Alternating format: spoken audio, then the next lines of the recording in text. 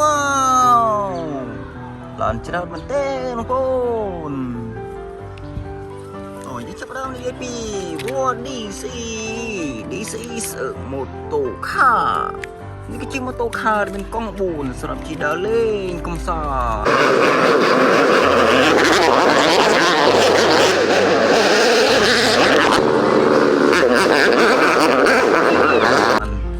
វ៉ា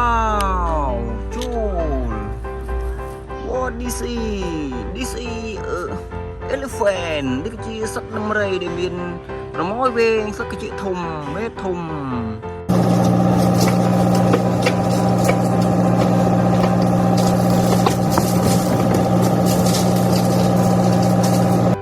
វ៉ាវជួល World DC ម៉ូតូ Sequel នេះគឺជាម៉ូតូប្រណាំងដែលមានល្បឿនលឿនកម្លាំងខ្លាំង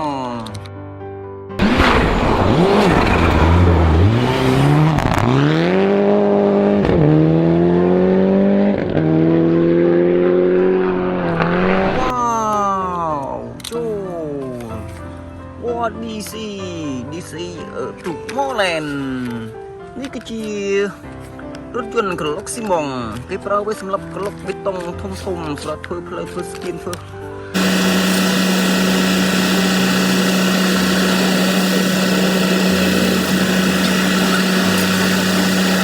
ខ្នុរវ៉ាវចូលចំណែកនេះ World DC ដុំទ្រូកគឺជារថយន្តដឹកដីដែលមានទ្រុងយល់ដូចជាតង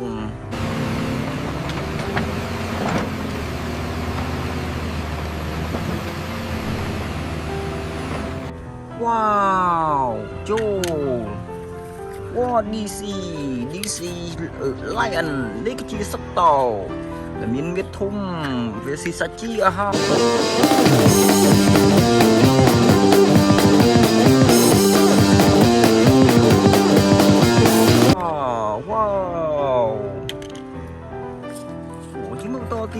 World DC Excavator នេះគឺជា Excavator សម្រាប់កាយដីធ្វើលូធ្វើខ្នុរកាយត្រឡុកកាយត្រពាំង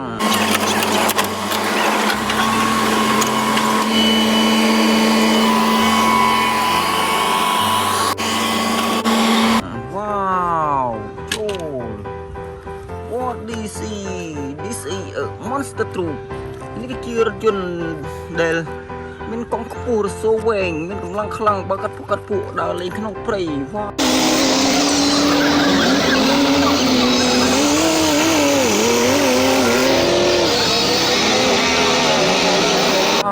វចូលតោះចំណានេះវិញ World DC Dinosaur នេះជា Dinosaur ដែលមានបន្លាខ្នង2ជួរវាមានកម្លាំងខ្លាំងសម្រាប់ការពារសត្រូវវាយប្រហាររបស់វា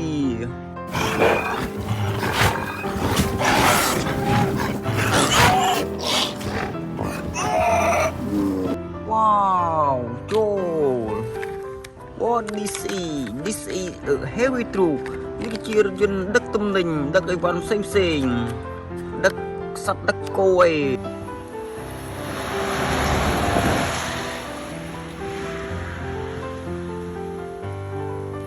វ៉ាវចូលតោះយើងមើលបន្តទី World DC BM21 នេះគឺជារថយន្តទាហានវាមានក្រុង8គ្រាប់សម្រាប់ធ្វើសង្គ្រាមការពារប្រទេសជាតិរបស់វា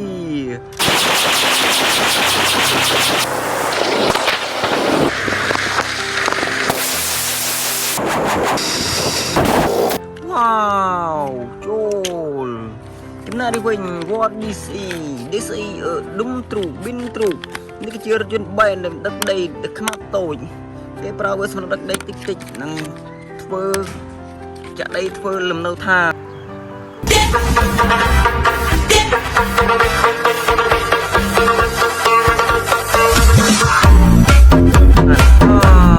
ចូលតោះចំណែកនេះវិញ World DC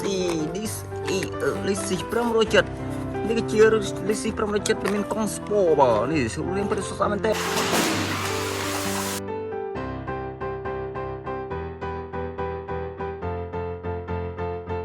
វ៉ាវចូល តយមើលបន្តទៀត What DC head troop នេះគឺជារថយន្តសម្រាប់ដកដៃឡើងទៅលើទេមានដៃឡើងទៅលើសម្រាប់តសេភ្លើងនិងជួយសង្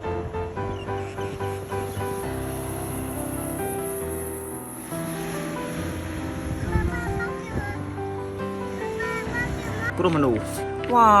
វចូលតោះចំណែកនេះ What DC tractor នេះគឺជា tractor សម្រាប់ភ្ជួរដីអូសទំនិញផ្សេងវ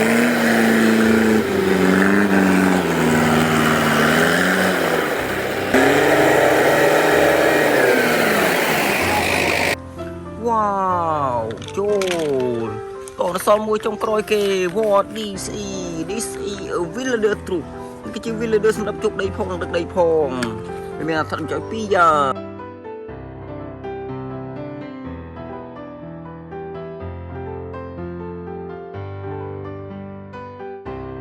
វ៉ា